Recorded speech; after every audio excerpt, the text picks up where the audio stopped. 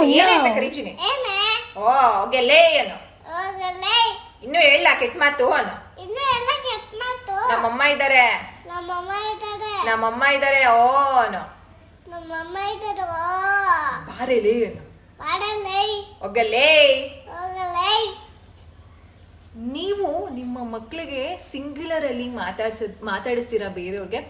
ಎಷ್ಟೊಂದು ಮನೆಗಳಲ್ಲಿ ಮನೆ ಕೆಲಸದವ್ರು ಬರ್ತಾರೆ, ಮೇಟ್ಸ್. ಅವರು ನಮ್ಮ ವಯಸ್ಸಿಗಿಂತ ಚಿಕ್ಕವರು ಅಂತ ಸ್ವಲ್ಪ ಸಲಿಗೆಯಲ್ಲಿ ಏನೇ ಹೋಗಿ ಬಾರಿ ಅಂತ ಕೆಲವರು ಮಾತಾಡಿಸ್ತಾರೆ.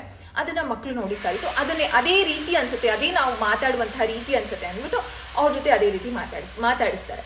ಸೊ ಇದೆಲ್ಲ ಸರಿನಾ? ಖಂಡಿತವಾಗ್ಲೂ ತಪ್ಪು. ಕೆಲವೊಂದ್ಸಲ ಏನಾಗುತ್ತೆ ಅಂತಂದ್ರೆ ನಮಗೆ ಗೊತ್ತಿಲ್ದೇನೋ ಇದನ್ನೆಲ್ಲ ಮಾಡ್ಸಿರ್ತೀವಿ. ಮಕ್ಕಳು ಅಂತಂದ್ರೆ ಮುದ್ದಾದ ಮಾತು.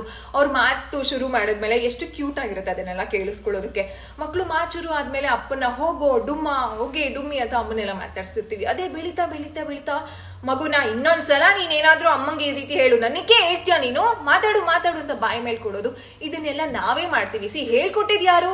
ನಾವೇ. ಇವಾಗ ಸರಿ ಮಾಡ್ತಿರೋದು ಯಾರು? ನಾವೇನೆ. ದಯವಿಟ್ಟು ಮಕ್ಳಿಗೆ ಆ ಕನ್ಫ್ಯೂಷನ್ಸ್ನ ಮಾಡಕ್ ಹೋಗ್ಬಿಡಿ.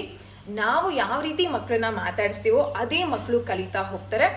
ಪ್ರೀತಿಯಿಂದ ಹೋಗಿ ಬಾರೆ ಇಟ್ಸ್ ಫೈನ್, ಬಟ್ ನಾವು ಬೇರೆಯವ್ರಿಗೆ ಎಷ್ಟು ರೆಸ್ಪೆಕ್ಟ್ಫುಲ್ ಆಗಿ ಮಾತಾಡಿಸ್ತೀವಿ, ಮಗುನು ಅದನ್ನೇ ರಿಸೀವ್ ಮಾಡ್ತಾರೆ. ಯಾಕಂತಂದ್ರೆ ನಾವು ಕನ್ನಡಿಯಿಂದ ಹಾಗೆ ಮಕ್ಕಳು ಏನನ್ನ ನೋಡ್ತಾರೆ ಅದನ್ನೇ ಕಲಿತಾರೆ.